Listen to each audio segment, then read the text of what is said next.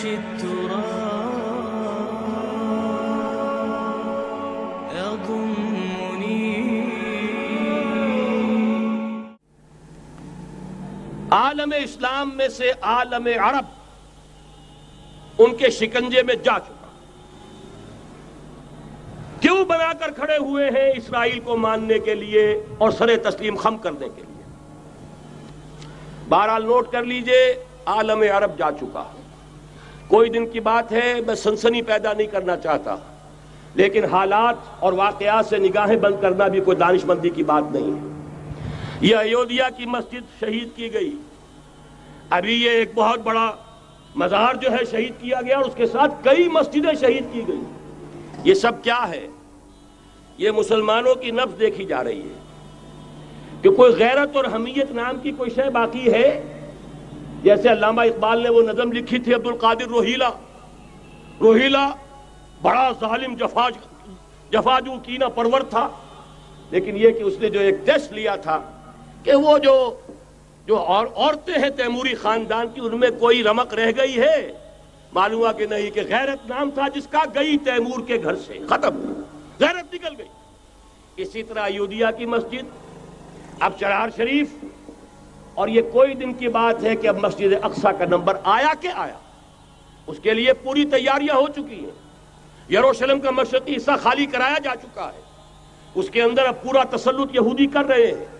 یہاں تک کہ اب کے یاسر عرفات صاحب نے بھی کچھ نہ کچھ جو ہے احتجاج کی بات کی ہے، حالانکہ اب تک ہر بات مان کر منقار زیرے پر تھا.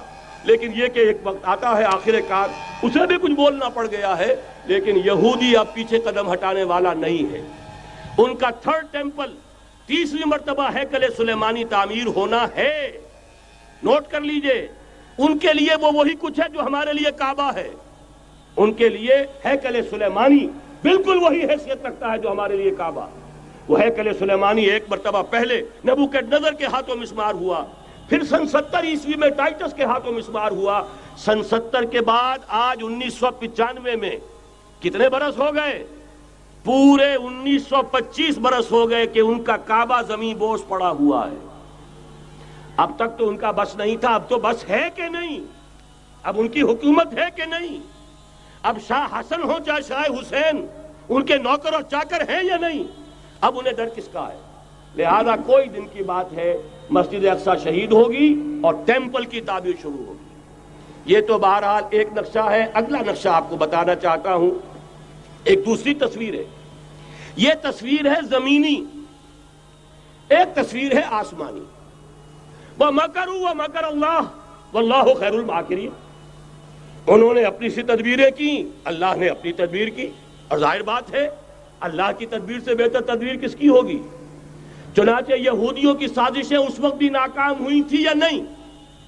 ظاہر بات ہے جاء الحق وزهق الباطل ان الباطل کان زهوقا. لہذا یہ آیتیں دونوں اعلان کر رہی ہیں کہ یہودیوں کی سازشیں بالآخر ناکام ہوں گی اور دین حق کا بول بالا ہو کر رہے گا. یہ تو ان آیتوں سے ظاہر ہے. یریدون لیطفئوا نور اللہ بافواہہم واللہ متم نورہ ولو کرہ الکافرون. یریدون ان یطفئوا نور اللہ بافواہہم ویابى اللہ الا یتم نورہ ولو کرہ الکافرون. هو الذی ارسل رسولہ بالہدی ودین الحق لیظہرہ علی الدین کلہ ولو کرہ المشرکون. اللہ نے تو بھیجا ہی ہے اپنے رسول کو اس فیصلے کے ساتھ اور یہ ذمہ داری اور مشن دے کر کہ جو دین حق آپ کو دے کر بھیجا جا رہا ہے اسے غالب کیجئے، نافذ کیجئے، قائم کیجئے. اس مشن کے ساتھ بھیجا جا رہا ہے. قرآن کہتا ہے ببانگ دہل وَمَا أَرْسَلْنَاكَ إِلَّا كَافَّةً لِلنَّاسِ بَشِيرًا وَنَذِيرًا. اے محمد صلی اللہ علیہ وسلم، ہم نے نہیں بھیجا ہے آپ کو مگر پوری نوع انسانی کے لیے بشیر اور نذیر بنا کر.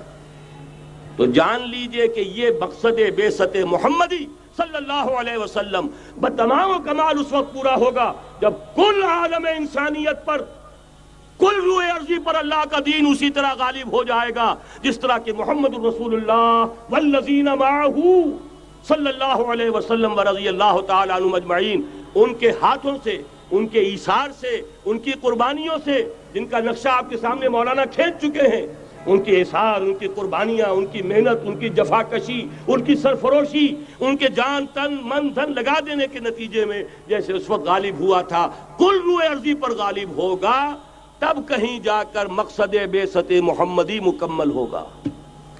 یہی وجہ ہے اقبال نے کہا تھا وقت فرصت ہے کہاں، کام ابھی باقی ہے، نور توحید کا اتمام ابھی باقی ہے۔